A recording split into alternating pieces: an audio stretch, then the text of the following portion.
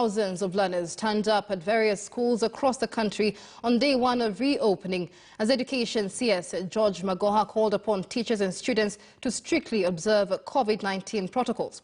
And as Brian Otieno reports, day one was not without its challenges. Well, we'll be getting more details there from Brian Otieno. Let's first take a spot check on the situation across the country. Here in Nairobi, many schools getting learners as early as 8 a.m. Let's touch base now with Brenda Kirubo. Brenda, good afternoon. Where are you and what's the latest from where you are? Good afternoon, Michelle. Of course, we're coming to you live from Shadrack Kimalel Primary School. It's located at the Ngumo Golf Course. This is in Nairobi, and it's just close to Kibera. Michelle, it's quite an interesting set of activities. I mean, the children, the learners have been away from school for 10 months now. And I should say that from what we saw earlier in the parade sessions, whereby we had them really organized with their masks, when the hours came for them to be in class, let's just say the picture was a little bit different, because we did find that the teachers had quite a rough time in terms of trying to police the learners and encourage them to put on their mask, as well as social distancing, which of course is the key highlight of today. Many of them are sharing desks, they're sharing the infrastructure that is needed, like books and other resources, so it is very difficult for them to maintain some form of social distancing.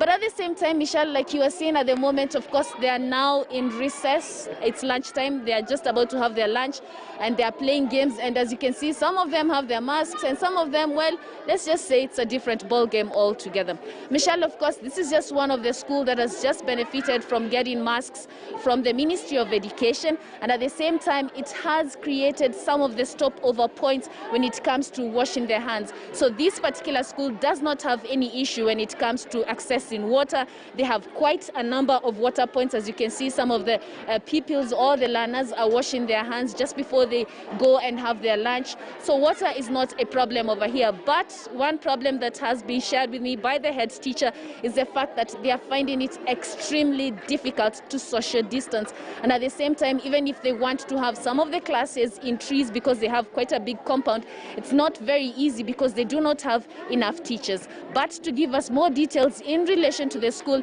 as well as just how it has been adapting to the first day of learning, we are joined by the school head teacher, Kasim. Thank you so much for joining us. Could you just walk us through how has it been, the first day in 10 months, and now all the children are back in school? How has it been for you? I can say that the turnout today is quite impressive because we have over 70, there are 71 at least % who have come. It is normally quite challenging on the first day here, but this time we see we are quite impressive. And as you went to classes, you saw that learning is already on, despite being the first day of opening. And they are learning. The only challenge that we have is the one for social distancing.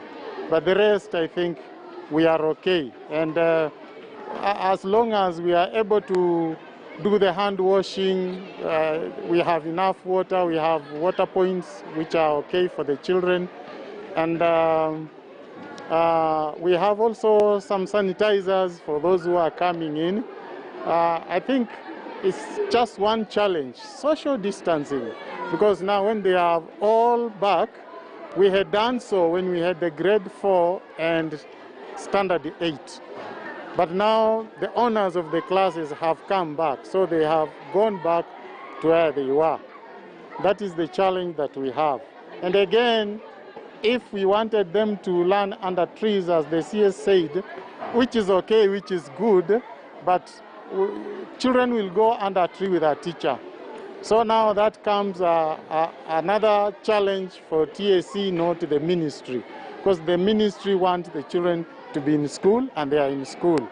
Now the others, once we have enough teachers, we have been relying on BOM teachers, and BOM teachers are no longer there, since we didn't even have the parents who normally pay for them.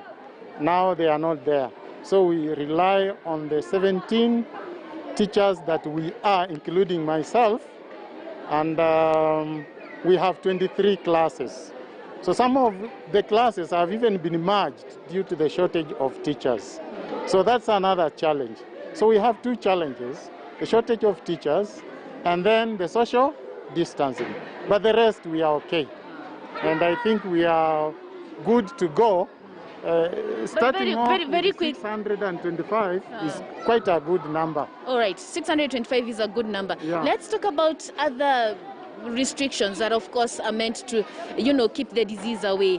Of course, we have seen quite a number of the learners have their mask on, but talk to us a bit about the younger ones. Just how difficult has it been to, even try and tell them you need the mask on, keep the mask on, don't put it in your bag? The period has been long. First of all, bringing these children to the mood of school is something else. So what teachers are doing, first of all, is to counsel them. They come back to school. The period has been quite long. When you are talking of the grade 1 child, and you see the way they were, as you saw them in classes, in fact, it's quite impressive, because it's just one day. They are just hours, and they're already in class. They already can learn. These children can be jumpy. They can be jumpy. And the period has been long. They forgot about school. So it was important that actually school resumed. Very, very important. In fact, even the safety precautions can only be taken when they are here.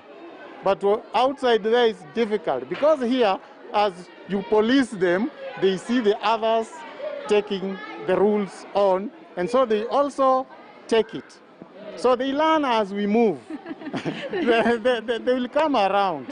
The period has been long. Of course they will, Michelle. Yeah. They will definitely come around. But of course, this is just one of the schools that we've witnessed has had quite a stellar performance when it comes to the COVID regulations that have been set in place, having the water points, as well as ensuring that at least everybody has some form of sanitizer. So, Michelle, I mean, it's quite interesting, but only time will tell if the regulations will continue to be followed even as the days go by. Michelle, back to you in studio. Many thanks, Brenda Kirubo there, taking a look at the situation in Nairobi County. Let's now head over to the Central Business District here in Nairobi, where KTN's Emmanuel To is taking a look at the transport situation in the CBD. Emmanuel, good afternoon. Yesterday we had the transport CS